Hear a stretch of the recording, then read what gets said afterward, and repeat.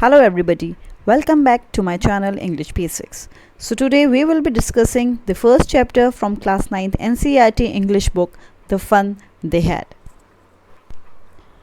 The story is set in 2157 and is about Margie, who is 11 years old, and her friend Tommy, who is 13 years old. They are finding a real book with stories printed on paper, just as Tommy's grandfather's grandfather had talked about.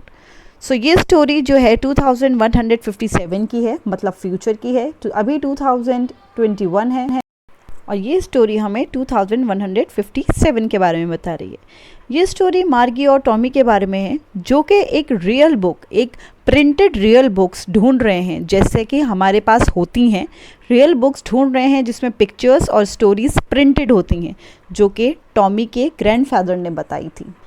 Used to Having thousands of books on their television screens, the two find the stationery words on the book's yellow and clingy pages funny. So जब उन्हें वो book मिलती है जो कि Tommy के grandfather की थी, तो उनको वो बहुत फ़नी लगती है, क्योंकि they are use to have thousands of book on their television screen.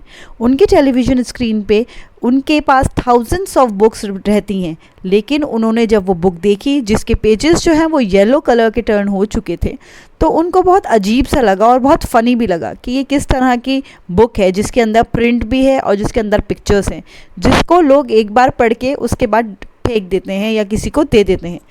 और उनके पास जो टेलीविज़न में बुक्स हैं उसको वो आराम से स्टोर कर सकते हैं और जितनी चाहें उतनी बुक्स स्टोर कर सकते हैं. So they find it very funny.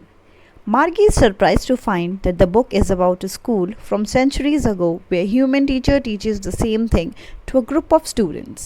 In 2157, children have school rooms in their houses, and robotic teachers teach courses adjusted to fit the mind of each student. So Margie जो है वो बहुत surprise होती है, क्योंकि उसे जब पता चलता है कि ये जो बुक है ये सेंचुरीज़ पहले किसी स्कूल की है.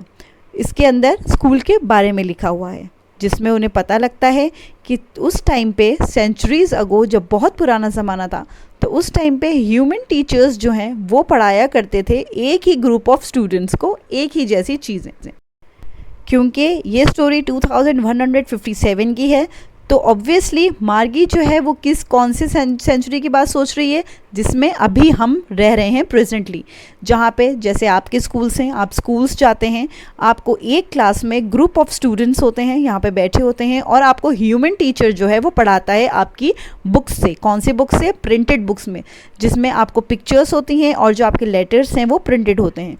तो ये सब इन फ्यूचर 2157 में मार्गी के लिए बहुत सरप्राइज़ था और बहुत ज़्यादा फ़नी भी था कि ये किस तरह से होते हैं, क्योंकि उनके टाइम में, मार्गी के टाइम में, उनको रोबोटिक टीचर्स पढ़ाते थे जो कि हर स्टूडेंट के हिसाब से सेट किए गए थे.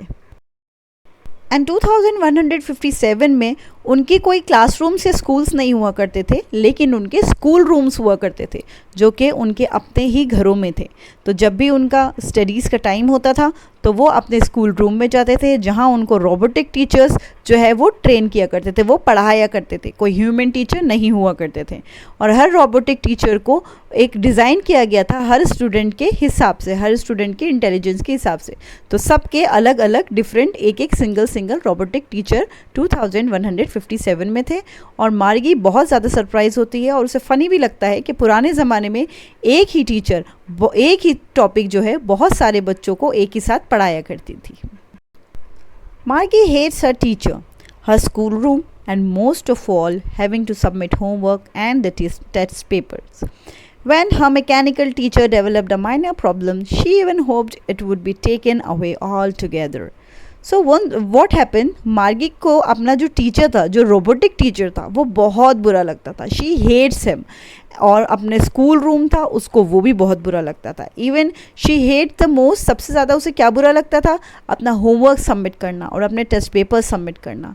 और एक बार मार्गी का जो मैकेनिकल टीचर था, जो उसका रोबोटिक टीचर था, उसमें कुछ प्रॉब्लम आ जाती है और उसको सही कराने के लिए जो है वो भेजा जाता है. तो उस टाइम मार्गी सोचती है कि एक बार जाने के बाद काश कि ये वापस ही ना आए कभी भी, क्योंकि मार्गी का जो रोबोटिक टीचर था उसमें ज्योग्राफी के जो लेसन्स थे वो बहुत जल्दी चलने लगे थे, मार्गी के हिसाब से सेट नहीं हुए हुए थे। और हर स्टूडेंट के इंटेलिजेंस के हिसाब से जो रोबोटिक टीचर होते हैं वो सेट किए जाते हैं। तो उनमें ऑब्वियसली मैकेनिकल हैं, मैकेनिकल में तो मशीन्स होती हैं, मशीन्स तो ख़राब भी हो जाती हैं, उसमें प्रॉब्लम्स भी आती हैं। तो जो मार्गी का टीचर था, रोबोटिक टीचर था, वो मैकेनिकल था, इस वजह से उसमें प्रॉब्लम भी आई और उसको सही करने के लिए भेजा गया।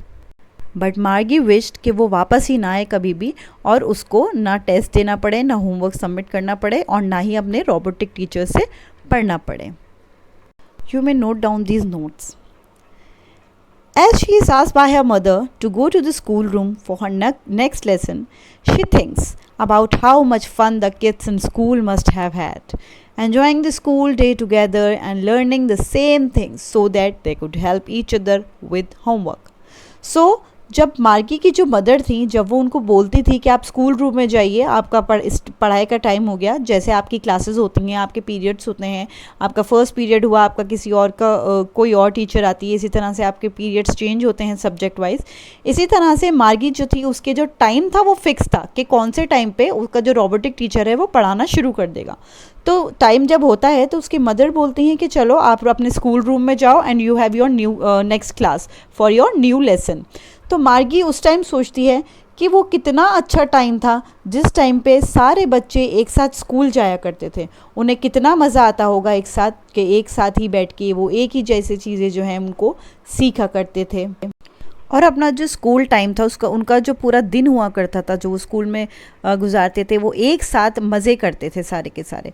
तो उनको मार्गी इस बारे में सोच के बहुत उस बारे में सोचती है और सोचती है कि काश मैं भी इसी तरह से उसी टाइम पे होती, या हमारा स्कूल भी ऐसा ही होता और हमें भी बहुत मज़े आते और हम लोग सब साथ में पढ़ते और हम एक दूसरे की होमवर्क में हेल्प भी कर सकते थे। So I hope you understood the chapter. You may take down these notes, ये नोट्स आप लिख सकते हैं। और भी इसी तरह की वीडियोस के लिए आप मेरा चैनल फॉलो कर सकते हैं for grammar and English literature. Thank you for watching. Good bye, take care, have a wonderful day.